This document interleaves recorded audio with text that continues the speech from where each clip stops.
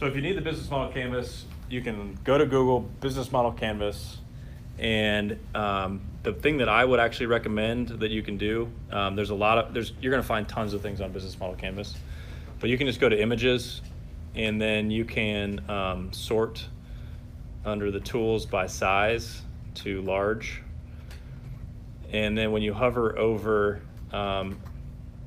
some of these, you'll see that at the bottom they always show you the resolution of them, and you'll be able to find a few that are quite large. So this one's like 6,913 by 400 or 4,600 pixels, very large image size, so high resolution. You can grab that image off the internet. That's weird, I shouldn't have done that. But you should be able to grab those images and then print them out as you need.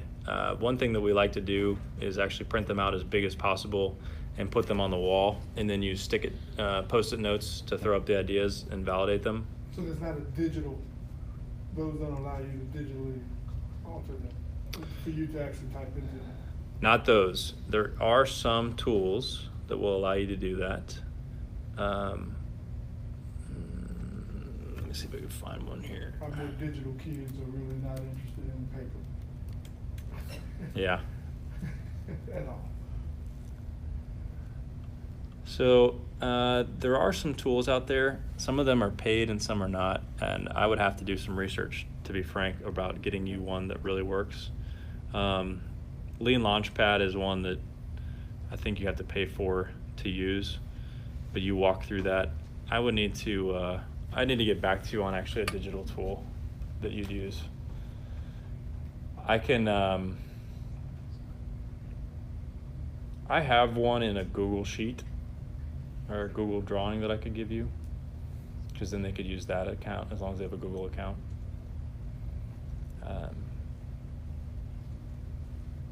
That's probably the best way to do it, because I don't know if there's any free resources that help you fill this out. Yeah, if I get a photo, I'm sure the kids will be able to on their own. Okay. Because they're not going to use paper. They're not going to pin it up on the wall. They're going to do what you do. They're going to blow it up and do that. Yep. Okay. I actually, when I do this, I will. It's interesting because I do both. So one thing I will do for the brainstorming, I will put them up on the wall, and then I'll put them into digital to use it for perpetuity. I'd be interested to see if you guys would actually run them through it and see if they enjoy it by doing it on the wall. By doing it on the wall in a classroom version versus having them do it digitally. After they finish calling me a dinosaur, yes, they might enjoy it. Because I think the post-it notes are one which says like, there's no permanence to what you're doing, and it's okay to just throw ideas up on the wall. And no pun intended, see what sticks. But it's like the reality is you're just testing it, so it's okay to kind of change it and throw up ideas. So it might be something to think about. But yeah, I can send you the Google version too that I created for my use, and it actually has a little more. It has more sections than what I went through there, so I can give you that one.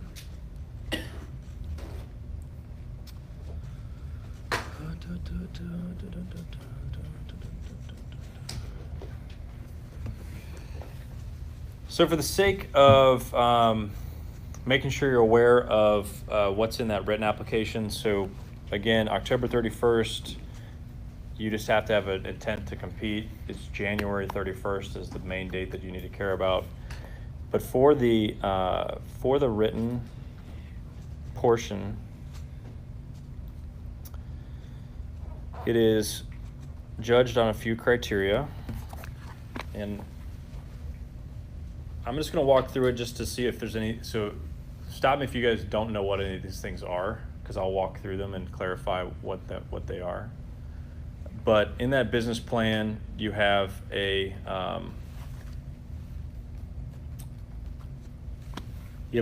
business plan summary.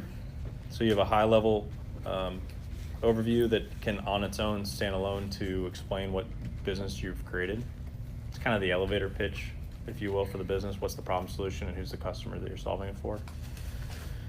You have to have a business plan overview that includes a vision, history, current status, strategy, goals, mission, and objectives. You have to have a section on the products or services that you're providing. So that's what that value proposition is all about. So really, what is it doing for your customers? What's the real impact that it's driving toward them? But you're also going to need to elaborate through not just the why or what it does for them, but how it does it. So you're going to have to elaborate on the feature set and the process in which it's delivered to those customers. The market opportunity is in there. This is the foundation for, is it a big enough problem to be solving in a market that makes sense? Is there really a business viability here? So the easiest way you can kind of figure this one out is, are people spending money on this today to solve this problem today or in this market today? That's a good question you need to ask, because as you go through this process, and when it comes to being a viable business, certainly you can have markets that you say, I'm going to max out at making $5 million a year. That's a good amount of money, right? There's nothing wrong with making $5 million a year, and certainly in a business. But then there's this investable side of things. If you're going down an investment route with working with investors and hopefully getting return on their investment, they might say that this isn't a good market because it's not big enough. So you got to think about what kind of scale you want to do as a business owner and where you want to go with it.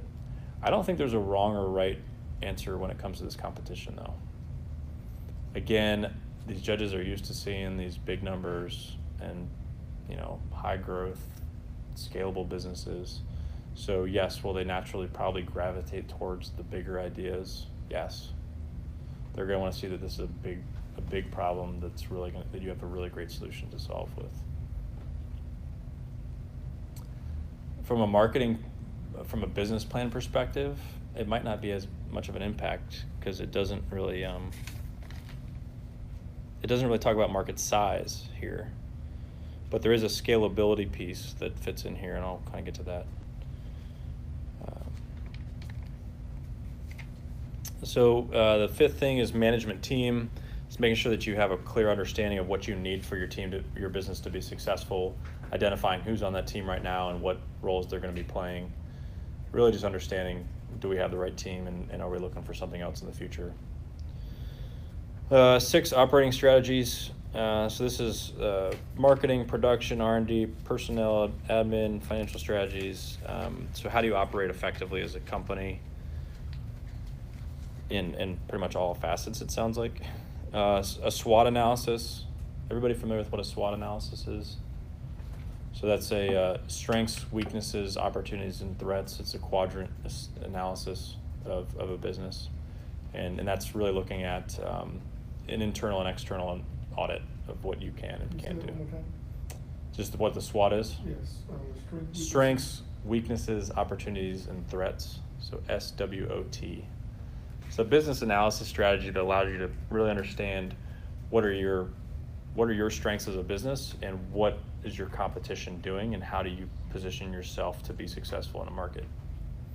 So it's one way to do a competitive analysis. Number 8, profit potential of social impact. Oh, what? That's interesting. So presents a realistic assessment of startup costs, break-even point, and other general financial data that help demonstrate the profit potential of the plan. If a nonprofit, notes social impact, lives saved, youth educated, healthcare benefits. But haven't we said that one won't work in terms of winning the competition? I mean, the way I understand it is, I agree that I would guide them towards traditional entrepreneurship versus social entrepreneurship. Yeah, and I think there's some businesses that have a social slant that are traditional entrepreneur type of businesses. So easiest way to put it, like Tom's Shoes is one that has a social impact to it. it's not inherently built into their business model, frankly. It's more of a marketing technique than anything. But they do provide a social good because of it. Just by way of example, I'm literally creating a revenue spreadsheet for a company that came to us as a social nonprofit, which we traditionally, don't help because we can't fund them. And through the process of walking them through, we're like, well, and they've now turned into a for-profit business. So maybe an idea generation process to take them through to take a social services kind of social entrepreneurship into a for-profit. So I think this section number 8 is it's profit potential. So it's really looking at your financials. It's being able to put together a model that includes your costs and your revenue streams to know effectively month by month what your financials look like. Way I don't see any kind of criteria around assessment there in terms of what's in that financial model. I always usually coach a 36-month projection with monthly accounting on there. Break even point, when will companies most likely break even? Bless you. I think the reality is if they think they're going to break even in the first year, it's probably not real. What's break even? They're bringing in as much money as they're pushing out. That's break even point. So generally I'd say ask them to get more granular with their financials than not. So if they just put down staff or employees as a line item, have them break that out further. So see what they can do to show more detail and more work that they can put into the financials. Some judges really, really, really love digging into the financials. Some don't care that much at all. I'm one of them, but especially when it comes to pitch competitions. But for their marketing, for their business plan, they'll probably look at the financials pretty in depth to say, is this really going to work? Great idea, as Casey pointed out earlier. Great idea, but is this really viable as a business? The scalability is one, so it demonstrates how once they've entered the market, how the product will spread to other consumers and end users. So scalability will be a criteria that they look at, how big this thing can get and where it's going to go. So if they're starting in the region, how do they expand beyond the region? Can it go beyond that, and why and how? And then number 10, innovation. Presents a product or service idea characterized by innovation, creativity, and ingenuity. That is very, very subjective in nature. But I think at the end of the day, you're looking at a position where don't reinvent the wheel. Ask your students to think about new things that don't exist. So doing the research to understand what competitors are doing and seeing how they really will differentiate themselves in those markets is really important. So that's the written application. The other thing that must be submitted is a marketing video. And this, I believe, is a 60-second marketing video, right? I think it's 60 seconds. Give me a second just to double check that. So the business plan, before I get to that, I'll kind of talk about the criteria for that business plan itself. This is something that must be a PDF document, must be 10 megabytes or smaller to be attached. That includes the full business plan, financials as well in there, so you could put a spreadsheet into that document in that PDF. It's got to have the team's proposed logo. It has to have the team's marketing video link, so the video would be uploaded somewhere, likely YouTube. And then there's some there's other criteria in here, like must be 12-point font, 1-inch margins, tables, charts must be included in the document, or may be included in the document. Provide financial data, including sales projections, cash flow statement, income statement, and balance sheet. At least 5 pages, but no more than 15, including the cover page. So some pretty stringent kind of items, but these are things that are really important. That's why I want you guys to read this PDF that's on the website. You don't want to have a student get disqualified because it was 16 pages.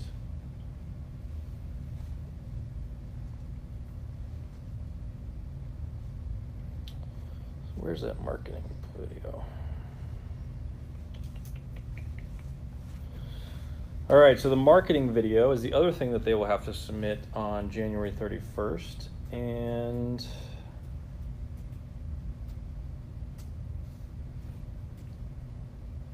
trying to find the restrictions.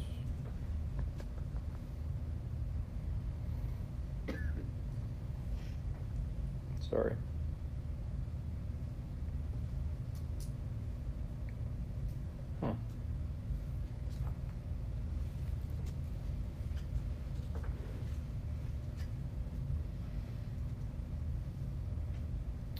All right, so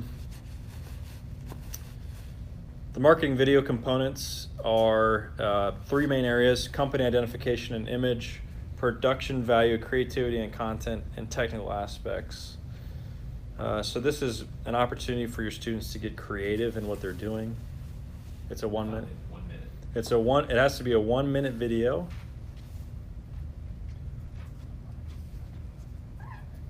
They have to include a company name, slogan, and product, information about the product and or service, and a need or / call to action. So purchase or buy. The other criteria in terms of production value, creativity, and content: entertainment value and originality, content and credibility, costumes and or props, script and actors. Technical aspects: camera work, does not shake, stays in focus. Editing, it's fluid, it's a good story. That's a tough one. I realize not every student's going to have this opportunity to do this or know how to do this really well. I think the nice thing is there are a lot of really inexpensive tools to use nowadays. If they can work with the AV students at schools, great. I think that's an opportunity to use the assets you have, and even if they're not part of the team. I don't know if there's any restrictions around that. I don't think there are. But it needs to come from the team leading it to really put it together and be the visionaries behind it. But if they seek outside help, I'd say get more students involved, because it might be a skill or asset that they don't individually have, but there might be some students that want to get involved to help with those videos. Because personally, I don't know if, and again, I'm recording this, but I don't know if the powers that be need every entrepreneur to be a professional video editor or creator.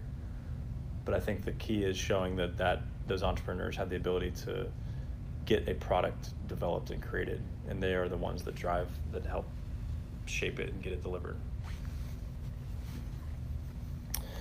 So that's the marketing. That's the business plan and the marketing components. Again, really important to get started as soon as possible on these 2 things. These are going to take a lot of time to get done. I'm going to talk about any questions about that stuff before I keep going? Pretty straightforward. All right. So the pitch. So there is a rubric related to the oral presentation, the pitch. And the 4 main components are team presentation and style, visual aids, business plan, and viability. So from a team presentation style, it's clear, concise, logical sequence. Presentation stay within the time frame. They're given 10 minutes to present. Conveyed confidence and professionalism, demonstrated knowledge of industry, and responsiveness to judges effectively fielding questions. That's just the team presentation. Visual aids, clear and readable, relevant to plan.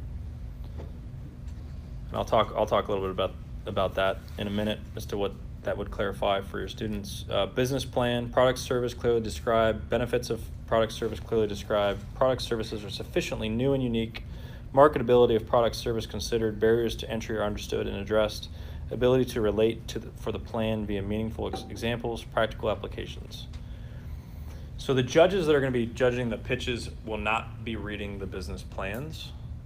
So the pitch needs to be able to stand on its own in terms of conveying everything about the business in those 10 minutes. And then there's the viability aspect, which is Is the market opportunity one that's a clear opportunity and they have a way to take advantage of it in how they're going to market and selling? The competitive landscape has been considered and primary competitors have been identified. Strategic partnerships have been explored or looked into. The business opportunity clearly describes how the concept will make money. Profit potential or social impact, so the money aspects. Will this make money? How will it make money? The SWOT analysis was logical and practical. So it sounds like they do want a SWOT analysis in the pitch in one way or another. And then the last thing is scalability. So can this thing scale to other customers? Is that market big? That's the rubric. That's the very tailored way for you guys to work with your students to assess whether this will work or not. I think that one thing that would actually be really beneficial and something we can offer is as you're working with your students and you guys do the pitch, send the pitch to us. Record it and send it to us. I review tons of pitches, hundreds of pitches in a year. I'm happy to provide feedback on those pitches if you send them my way. I will give you very clear feedback that would be very helpful for you. I would also ask you guys, definitely record them. Have the students watch the recordings to see what they do, see if they have nervous tics, see if they didn't say something, see if it wasn't clear. That'd be really, really good technique for the students to learn how to pitch better so they can identify key areas. Also invite other people to come in and critique those pitches if they can. So have them pitch early and often. So I did say, here's my caveat. So I said focus point between now and January 31st, business plan and the marketing video. Those are both due by January 31st. The pitch competition is not until early April. But if the students don't start practicing the pitch until after January 31st, they're going to be in a position where they're not going to be as likely to be successful with that pitch. I also say this because I love to use the pitch as the hub of my business. It is the center point from which everything feeds into. So if you're doing this pitch and the financials don't make sense in the pitch, it's because you haven't done the work on the financial plan and the modeling to feed into your pitch. So you're able to quickly identify as an advisor what areas need more work and more clarity. So you might not be able to spend the time as a faculty advisor or even as a direct advisor to really sit there and read through the business plan. But if they do the pitch for you, you'll be able to know what pieces they're missing. So you'll be able to more quickly give feedback to them. So that's it. What are the elements that I put into a pitch that I really coach on? So you always need a title slide. You need an entry. Introduce yourself as an individual. Tell me what the business is. I need to know the name of your company right up front. It's very helpful. But don't spend a lot of time talking about your business there. What you want to get into first as an entrepreneur is a story of a customer that has the problem. Don't just tell me what the problem is in the market. It's not very engaging. Make it relatable to an individual. The story flows really nicely if it happens that way. It helps the audience connect immediately and understand what that individual is going through when it comes to a day in the life of what they're challenged with. So instead of starting out by saying, hey, teachers have a problem, blah, blah, blah, you might say, here's Karen. She's an 8th grade teacher. Every day she comes in, she sits down, and she doesn't know what to work on. So there's a very different way of starting a pitch if you go from that angle versus just saying, 8th grade teachers have this problem.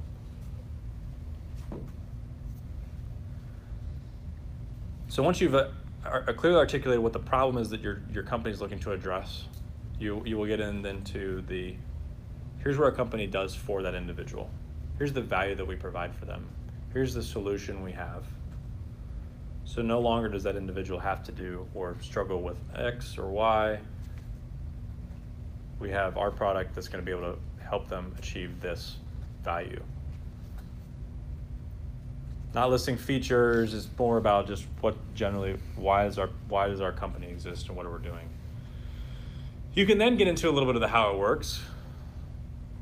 So you might say we deliver lower costs, but here's how we deliver lower costs. We run them through this process. Here's how our custom algorithm, here's how our custom process works, here's what blah, blah, blah. Here's how my patent pending shovel will dig up more earth.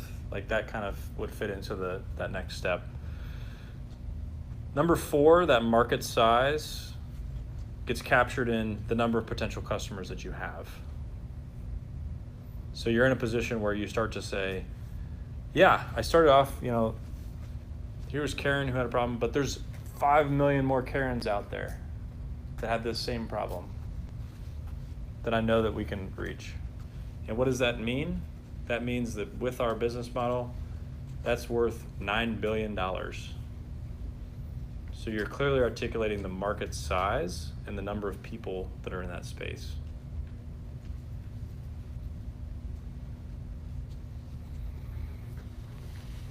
Another element of the pitch is really understanding how you're going to reach those customers. So you just told me there's a bunch of these customers, but are you convincing me and are you clear on how you're reaching them? So that's where the channels comes in. So early on we talked about the business model canvas, the channels. The go-to-market strategy is very important. It's not only just saying I know that they're out there, it's I know how to sell to them and I know how to reach them. So we're going to employ these techniques and use this messaging to get these people to buy in and use our product or service. Competition is very important. If you ignore competition, you're not going to score well on the rubric, but you're also just missing a key component of a business. You need to be able to understand and say, I know my market.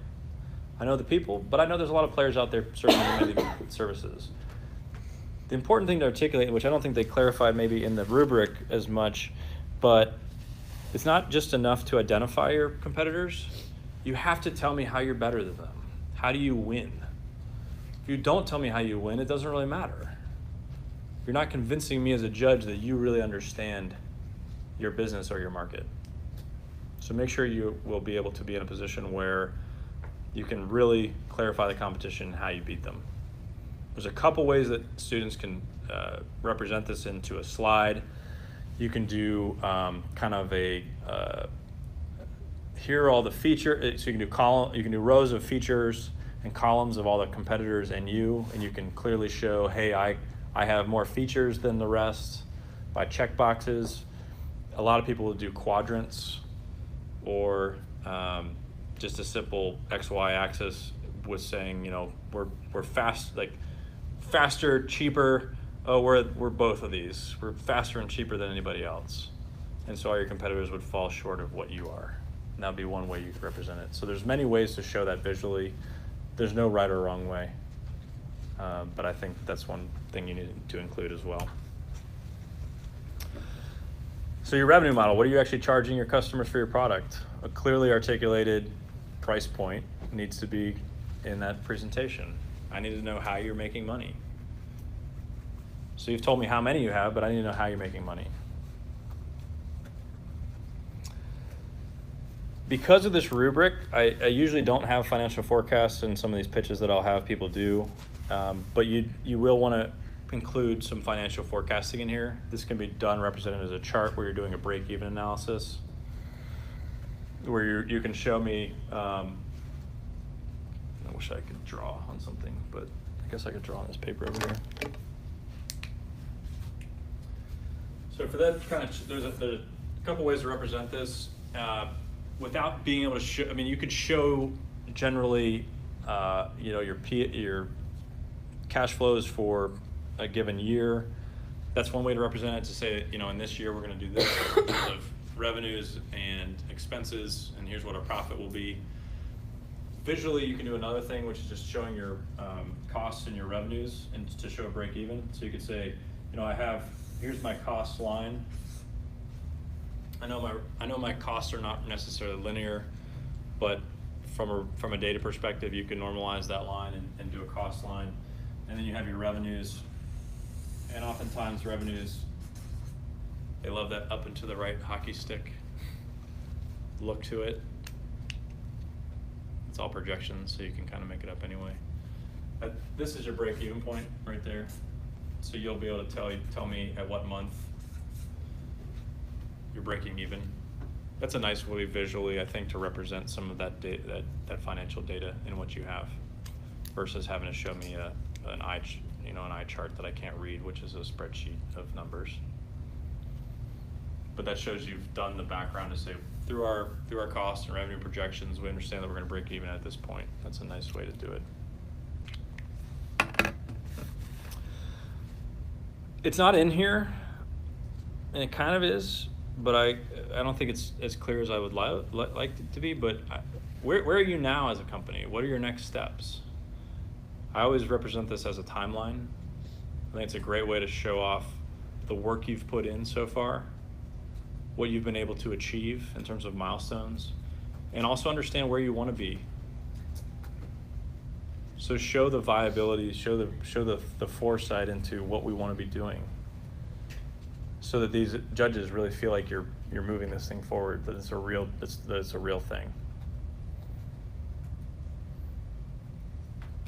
How I represent that one, again, as simple as a slide that goes through and says, you know, we've done these things. You might have some text here. Here's today, and here's what we're going to achieve tomorrow. I mean, it could be as simple as that, right? It's just showing we started here, we built maybe we delivered our product here. Today we have X number of people using the product, and you can also capture on that slide that what I called before traction. It's not part of the rubric, but traction is something that all judges will look for. It's saying, what have you actually achieved as a business? What partners do you have? What product do you have built? How many customers are using it? What kind of money have you made? That will 100% probably sway the judges' opinions. It's working with your students, what's that one thing that the judges are going to be what's the wow factor of the presentation? Always think about the pitch or the oral presentation is, don't just do it to what's here. Obviously you want to cover these things, but what's going to really convince these judges to go, wow, that was the best team that I saw. It's not enough just to have good visuals. It's not enough just to be a polished presenter, but they're going to look at it and say, I want to have a polished presenter. I want to have good visuals. I want to see that this business is innovative. But to really push them over the top, it's going to be that traction piece. If your students can show that they actually went out and got customers, the likelihood of them progressing is really, really high. That's really impressive to see as a judge, to say, man, they built that and they got people using it. That's a really atypical thing, but those are the ones that usually win. But always have that wow factor in there. And if it's not in customer traction, it's in product traction. Show that your product really works. Like that can be a wow factor that could sway the judges too. There's got to be that element in there, and that's not written down, but it does make a difference.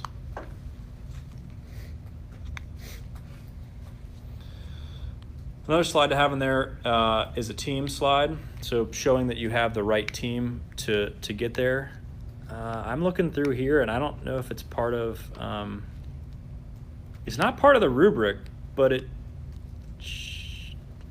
I would say definitely include it, because I want to know that you have that you understand that you're the right team, and I want to know who you are on your team to deliver on this.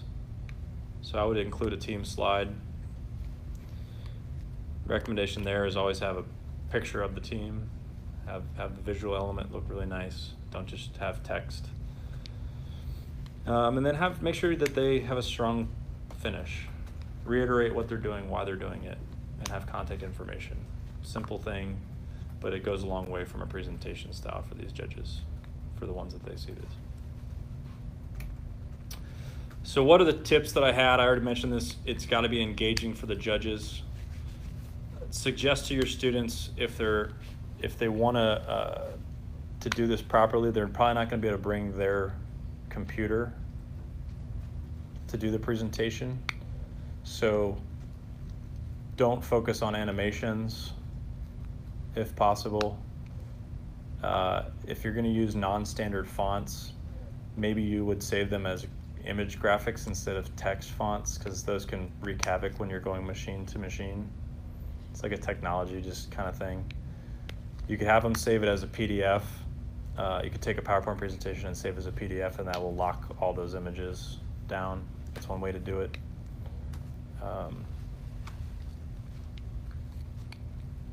But knowing those constraints is really important as you move into different environments when you're presenting. Don't read from the slides. It's really important that in order to be engaging as a individual, you want the tendency all the time for students in these presentations is they'll do this the whole time. And it's really distracting as a judge, and it just shows that they're not as prepared. So the ones that are really prepared will come off clean, polished, and that will again sway. It's interesting because I look at these rubrics and I always remember I always judge people, and it's really hard as a judge to actually go through and do all these things when you're judging them. So overall, they'll just look at it and say, did they wow me? Did they present well? And then I'll score them accordingly afterward. So they're never able to score as accurately as you want. So overall, it's like, make sure it's engaging, make sure they're prepared, not reading from the slides. Practice, practice, practice.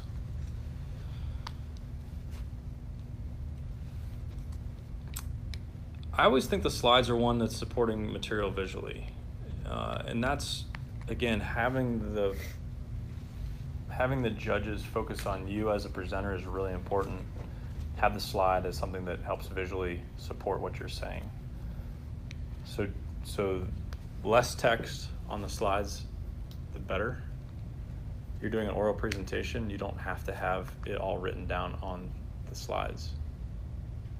Capture the things that make sense, make it visually engaging. This is not a school presentation, this is a business pitch. One of the best ways that students, I think, can learn how to do this better is watch a bunch of YouTube videos on startups that have to do pitch competitions. Really recommend that. You know, at UpTech, we put them on our website so people can look at those to learn from those. I think they're pretty good. Things like Techstars and 500 startups put ones out. They're a little shorter in terms of their pitches, but those are all really good examples to use. No less than 30-point font. As I said, practice, practice, practice. Definitely practice on those pitches. And I mentioned it before, but I'll reiterate it. Record the pitch practice, have them watch those recordings. It's a great learning tool and process for fine-tuning that pitch. It's also really cool for them to watch the first pitch they do and compare that to the final pitch they do. Because they won't feel it maybe, but they'll see the growth afterward, after they watch that first. And I would have them do it after the competition.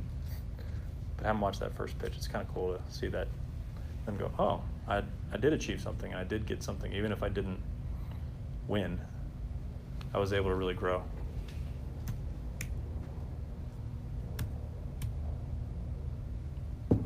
That's what I got. So,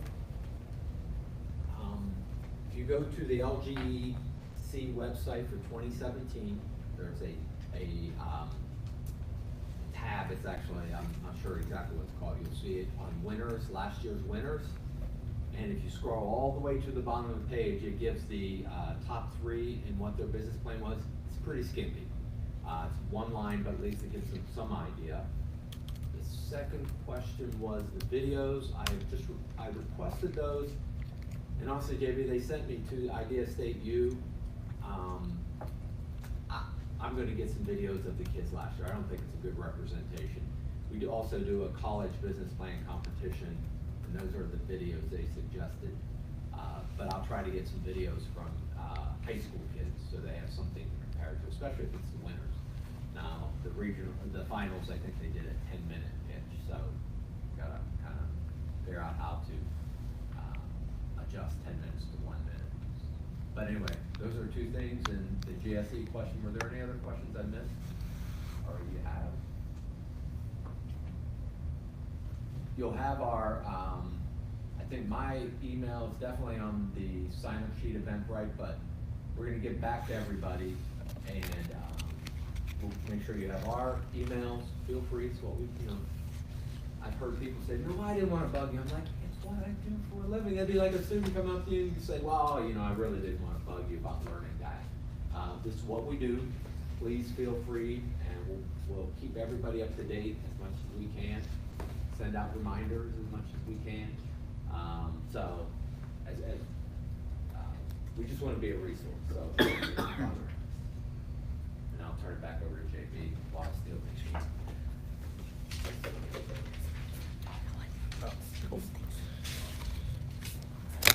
I realize that's a lot to kind of consume in a short amount of time. I've purposely tried not to elaborate on some of the topics. There's a lot of techniques and tools that you can use to help walk through all of these aspects of starting a business and working with your students. I think the hardest thing you guys are going to encounter in working with the students is just coming up with an idea, probably. I know I didn't talk a lot about that brainstorming right now, but there are a lot of resources, as I said, on the website to walk through that in terms of helping you understand it. It really is going to come down to the customer and talking to the customer and seeing what their problems are. Because if you have your students go talk to people that they think they want to solve a problem for, that's going to be the best way to just discover the problems. Because they might not even say, I don't know what problem I want to work on, but I really like working with teachers, or I don't know what but I like helping students. So the coaching that I really provide around coming up with ideas is finding customers with real problems that they want to have solved. And then the process will be, is it being solved by something that can I come up with something that's new beyond what's already being offered? And the nice thing is, in those talking to your customers, they'll tell you how they're solving those things today. And so you're already getting your competitive analysis done because your customers are telling you how they're solving it. And that's going to be the hardest thing. I really do. All the other stuff we'll be able to help you guys out with more down the lines. But that moment of inspiration is hard to find.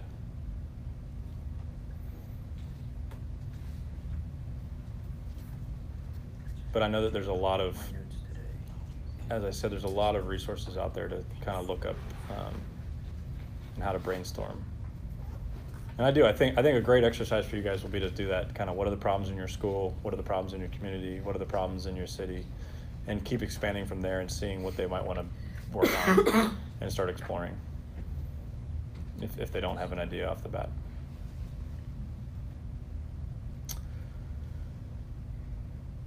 But yeah,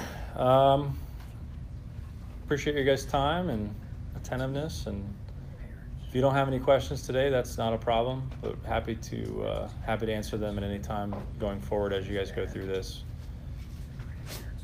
Big things, reminders: October 31st, January 31st. Big dates you got to keep on the mind. And we're here to help as any way we can. All right, thank you guys. Thank you. Thank you.